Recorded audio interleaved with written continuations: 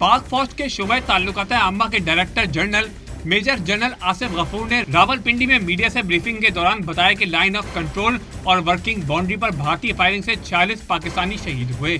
भारत कशीदगी के जरिए मसला कश्मीर से तवज्जो हटाना चाहता है। पिछले 3 साल में LOC और वर्किंग बाउंड्री पर मजमूई तौर पर 945 सीज फायर वायलेशंस की गई हैं।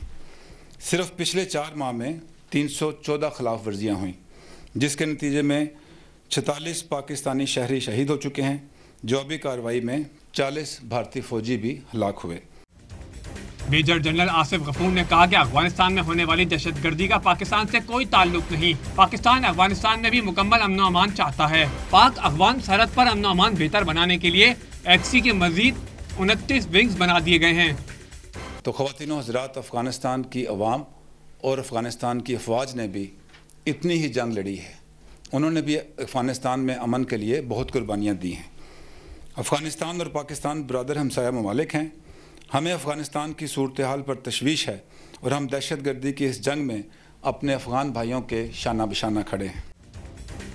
DGISPR major general Asif Ghafoor ने बताया कि CPEC मंसूबे के बाद से ही कई दुश्मन मुल्क बलूचिस्तान में सरगर्म हो गए थे।